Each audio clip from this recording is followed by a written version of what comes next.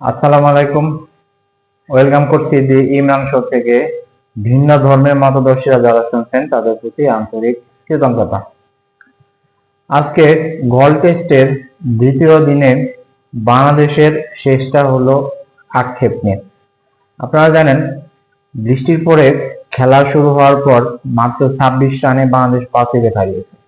সেই হিসেবে বাংলাদেশের এই প্রথম টেস্টের দ্বিতীয় দিন শেষে রান হচ্ছে 9 উইকেটে 484 রান। কিন্তু লিটন কুমার দাস এবং মুশফিক আউট হওয়ার পরে যেভাবে বাকি ব্যাটসম্যানরা আউট হয়ে গেল, এটা আসলে কোনোভাবেই মেনে নেওয়ার মতো না। কারণ আপনারা দেখেন, লিটন কুমার দাস এই 90 রানের যে নার্ভাস 19 যে তিনি আউট হয়ে গেলেন এবং তিনি রিভার্স সুইপ খেলতে যে আউট হয়ে গেলেন। বৃষ্টির পরে যখন খেলা শুরু হলো, তখন মুশফিকুর রহিম অনেক স্লোলি খেলা শুরু করেছেন। এর মধ্যে বাংলাদেশ দুইজন, মুশফিকুর রহিমের ডাবল সেঞ্চুরি পাইল না, নাজমুল হোসেন শান্তও 138 রান করে আউট হওয়ার পর তিনিও ডাবল সেঞ্চুরি পেল না। যদিও দুইজনের আশা ছিল, অনেকেই আশা করতেছিল যে দুইজনেই হয়তো ডাবল সেঞ্চুরি পাবে এবং তারা দলকে আরো ভালো জায়গায় নিয়ে যাবে।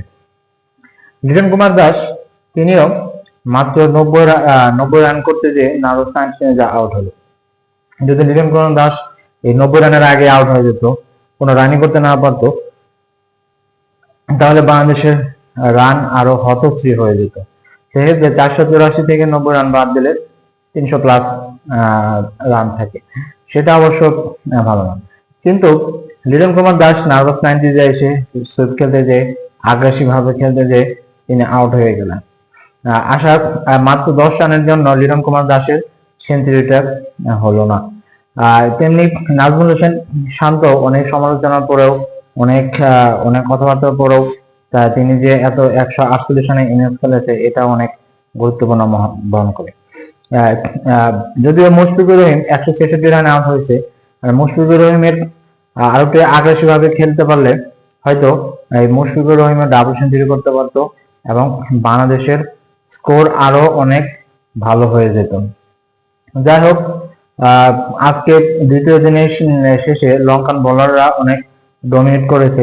এই জন্য বাংলাদেশ লাস্ট 26 রানে মাত্র 5 উইকেট হারিয়েছে। যেখানে 4 উইকেটে 458 রান ছিল, সেক্ষেত্রে আজকে খেলা শেষ হওয়ার আগে 484 রানে 9 উইকেট চলে গেছে।